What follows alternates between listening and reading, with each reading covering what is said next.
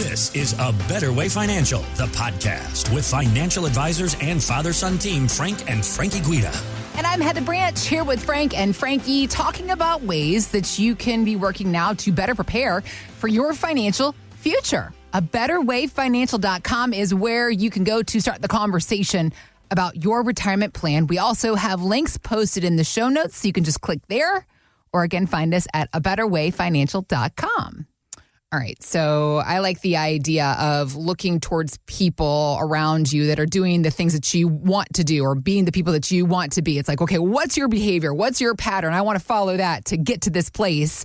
And so thinking about the work that you guys do, helping us with our money, with our wealth, there was this article on Business Insider talking about 5 things wealthy people consistently do to stay wealthy, which I really like. Like, a lot of people can come into money, but they're keeping it, right? That's the key thing. We got to stay there. So these 5 things were: they have a financial plan and stick to it. They don't worry about their investments, nor do they manage them often. They have overplanned for retirement. They find ways to reduce taxes, and they incorporate charitable giving into their financial planning. So those are the 5 key areas the wealthy people do to keep their wealth. What do you guys think of these points? Well, I got to say, I think charitable giving is wonderful. Yeah. But I don't think it necessarily makes you wealthy. Okay. I think you kind of get there and then do it, Okay, got it. Sure. But that I think is part of the point, too, though, because they're saying it's already wealthy people. That's right. Okay. So that does help. And I feel like if you are a charitable giver, it's definitely something we take advantage of in retirement, is making sure that you're utilizing some of the tax deductions that you can. And that helps with another point that you had mentioned, Heather, is the taxes and the charitable giving, they kind of go hand in hand. Mm-hmm. If you have a lot of money in your IRAs, you can do something called qualified charitable distributions, where you take the money out of your IRA, you donate it to a charity or to your church. You don't have to pay the taxes. The charity and the church doesn't have to pay the taxes, and it can satisfy a portion of your RMD. So if you're charitably inclined, you can actually limit your tax bill and lower your tax bill over the course of your retirement as well. Got it. Yeah. And you look at the other points being made there. I think a lot of these actually do help you to attain wealth. And I think number one of them is planning. You've got to have a plan, sure, especially when it comes to taxes. What happens if you don't have a plan with taxes, Frankie? You're going to be paying them. Uncle Sam's got a strong plan for your taxes. And that's why you've been saving into those IRAs, those 401ks all your life, because Uncle Sam had a nice plan. He said, hey, here, you get a nice tax write-off this year.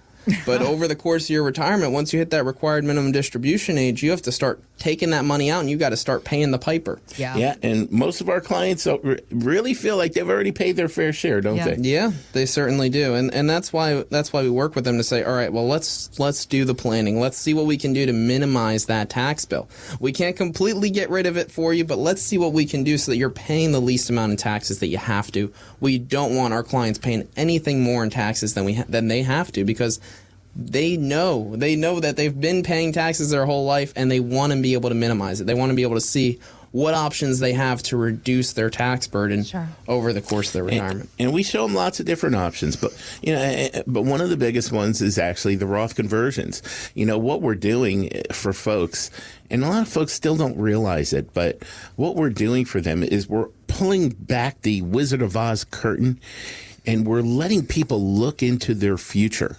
We're letting them see, if they don't do Roth conversions, how much are they going to be paying in taxes because of the required minimum distributions. It's very simple. I mean, we show them, hey, if depending on your birthday, either at age 73 or at age 75, you're going to have to start taking required minimum distributions. You have that money in your IRA. You have that money in your 401k. You might have done an excellent job saving. You might have done an excellent job investing. But over the course of the next 5, 10, 15 years till you get to that age 73 or 75, or maybe you're already there, you're going to see that value continues to grow, and you continually have to take more and more out on a percentage basis out of that 401k, out of that IRA that you've been saving pre-tax, and that's where you get hit for those taxes. Yeah. that number keeps on going up, and it's going the wrong direction for you. It's not helping you. It's only hurting you. Right. So we want to be able to see, what can we do now? What can we be proactive with to minimize your tax burden over the course of your lifetime? It's just like that couple that came in. He was 65. He was a retired sales manager. She was 60. She was sort of retired, but she was actually on disability. She was actually on Social Security disability. Okay. This couple loved to travel. Yeah. They enjoyed spending their time with their family. They're building a home in Florida. Legacy planning was important to them. Yeah. They had a really nice sized portfolio. But they really needed tax planning, didn't they, Frankie? Yeah. I mean, they did a phenomenal job saving to this point. You know, they had a high income throughout the course of their working years.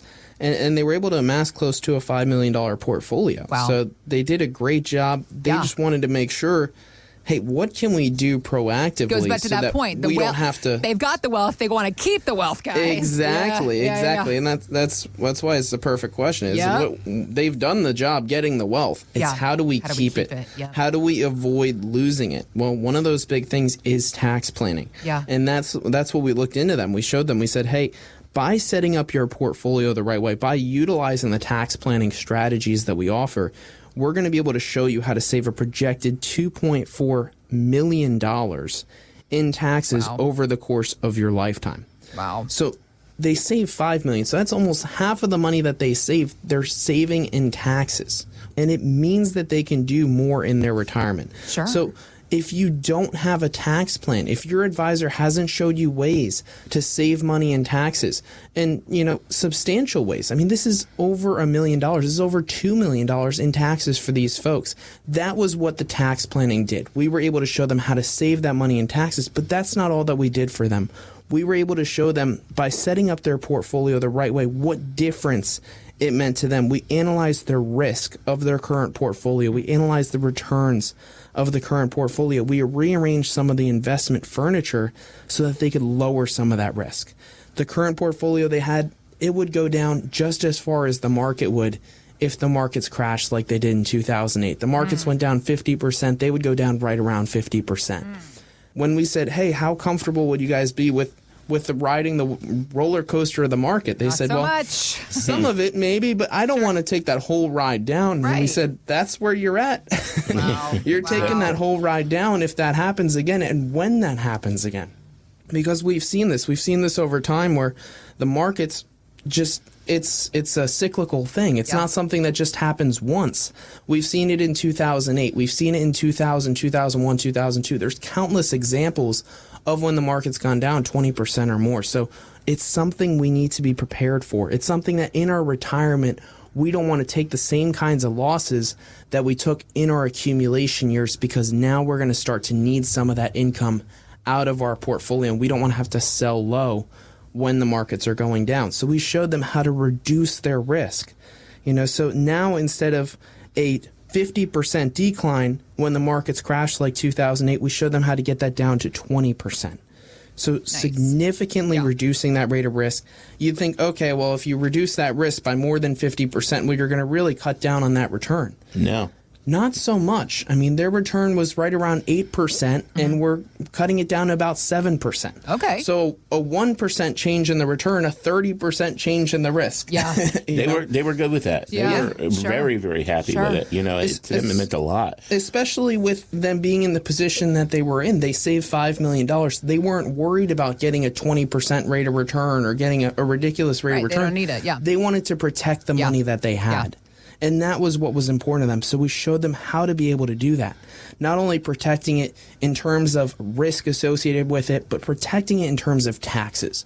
Making sure that you're protecting it so you're not paying more than you have to in taxes. And then enabling them to be able to spend the type of money that they wanted to during their retirement years. Knowledge is power. We were able to show them this is what you're able to do over the course of your retirement. If you want to spend more money and still maintain those legacy goals, we'll be able to show you. We'll be able to look through what your retirement plan looks like each year and making sure that it's updated so that you have somebody working together with you, showing you through the ups and downs what everything is doing and helping you to use the strategies that you can to make your retirement the best that it can be. So if you don't have a plan written up about your taxes, showing you how to save money in taxes over the course of your lifetime, if you don't have a plan showing you how much income you can take out and where you should take it from over the course of your retirement, and you don't have a plan showing you how to set yourself up so that you're not losing more than you feel comfortable with in a down market situation, go to our website, abetterwayfinancial.com, and click on the sign up now button, and we can begin to have this discussion with you and show you what those different options are. We also have links posted in the show notes. So just click there to go to our website, which is again, abetterwayfinancial.com. Thanks for listening to A Better Way Financial, the podcast with Frank and Frankie Guida. To learn more, visit abetterwayfinancial.com and join the Guidas for the radio show, A Better Way Financial, Saturdays at noon and Sundays at 12:30 on News Radio 790 WAEB.